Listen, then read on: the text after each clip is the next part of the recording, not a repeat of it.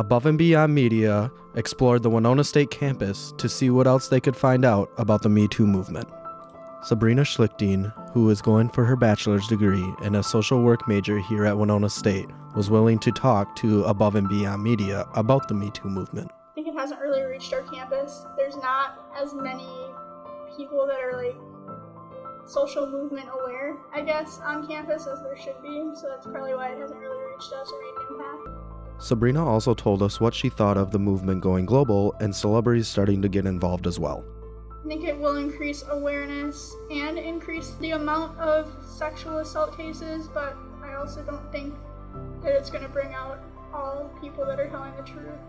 Sabrina was then kind enough to share her story with Above and Beyond Media.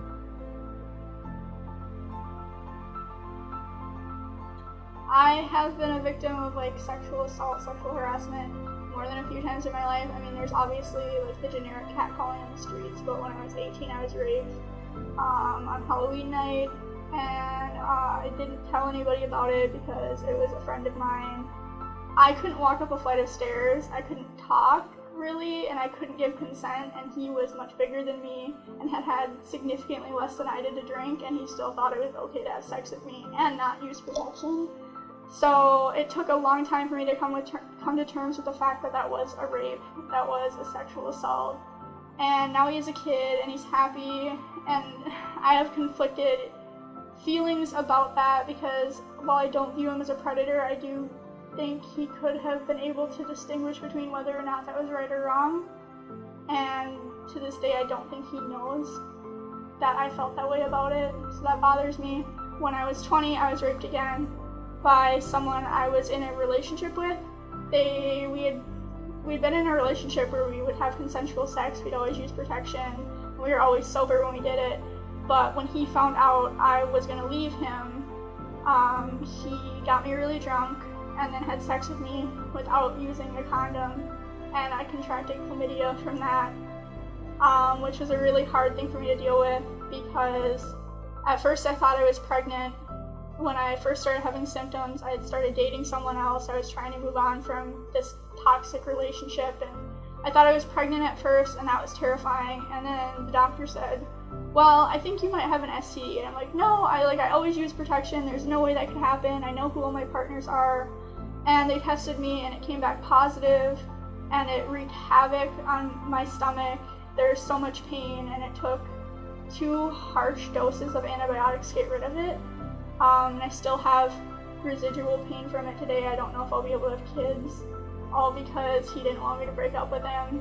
So that was another rape I dealt with. And then I have various friends who have been raped, sexually assaulted by their friends and by their family members.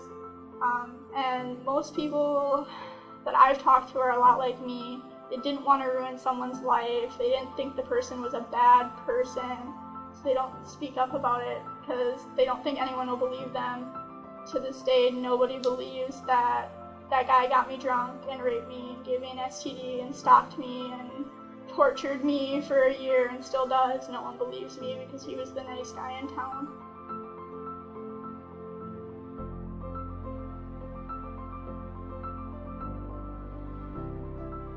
Probably hold more talks about this particular issue.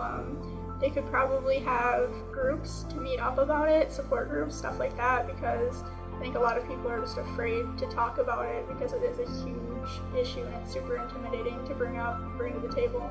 I have various friends who have been raped, sexually assaulted by their friends and by their family members, and most people that I've talked to are a lot like me. They didn't want to ruin someone's life. They didn't think the person was a bad person, so they don't speak up about it because they don't think anyone will believe them. To this day, nobody believes that that guy got me drunk and raped me and gave me an STD and stalked me and tortured me for a year and still does. No one believes me because he was the nice guy in town. Above and Beyond Media would like to thank Sabrina Schlichting for sharing her story with us. If you would like to get involved with the Me Too movement, visit their website at www.metoo.mvmt.org.